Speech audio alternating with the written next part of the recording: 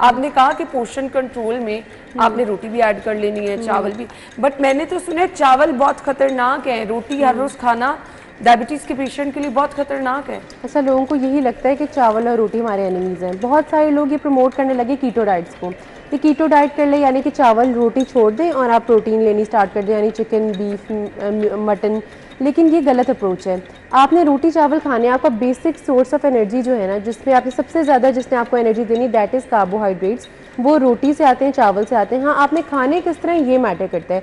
अगर आप डायबिटिक हैं और ओबीज़ हैं यानी मोटे हैं, उस वजह से टाइप 2 डायबिटीज़ आपको होगी। एक तो है ना, जिस तरह डॉक्टर साहब ने बताया कि टाइप 1 है, दैट इज़ वो पहली ऑटो इम्यून है, वो तो इंसुलिन डिपेंडेंट ही है। लेकिन जो दूसरी टाइप 2 डायबिटीज़ होती है ना, उसमें आप अपनी फंक्शनैलिटीज़ को बेटर कर सकते हैं। उसमें आपने ये करना है कि जिस तरह आपने वीट है, नॉर्मल वीट हम लेते हैं गंदम, उसके साथ आपने एडिशंस कर लेने, और जो है ना उसके ग्रेन्स के, जिसमें ग्रेन्स सबसे एक जो इम्पॉर्टेंट है दैट इज़ जॉ। आप वीट के अंदर अगर जॉ का कंटेंट ऐड करते हैं, जॉ का ग्लाइसेमिक इंडेक्स बहुत कम होता है, जैसे 22 से 25 होता है। जैसे अगर वीट का 50 है, होल वीट का, तो वो जॉ आप साथ में मिक्स कर लें। ये होगा कि फिर जो और वीट का भी है कि हमारे यहाँ एक कॉमन प्रैक्टिस है, हम बाहर से ले आते हैं वीट फ्लावर, वो सही नहीं होता। उसमें आपने खुद पिसवाएं, उसके अंदर हस्क बहुत ज़रूरी है, फाइबर का कंटेंट बहुत ज़रूरी है।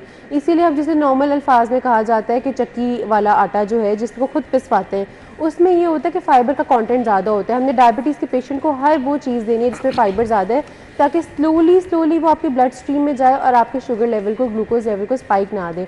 उसमें होल व्हीट फ्लावर है, दूसरा है बार्ले और मिलेट्स। उसमें यह है कि आपने जौ और बाजरे का आटा भी ऐड करना है। अब डिपेंड करता है, बहुत सारे लोगों को जौ सूट करती है, सेफ होती है, जिसको नहीं सूट करती है, जिसको बाजरा फ्लेवर, एट टाइम्स बाजरे का फ्लेवर थोड़ा सा डिफरेंट होता है, तो उसको हम रिकमेंड करते हैं कि आप जौ और गंदम का जो आटा होता है उसको इक्वल प्रोपोर्शंस में ले लें।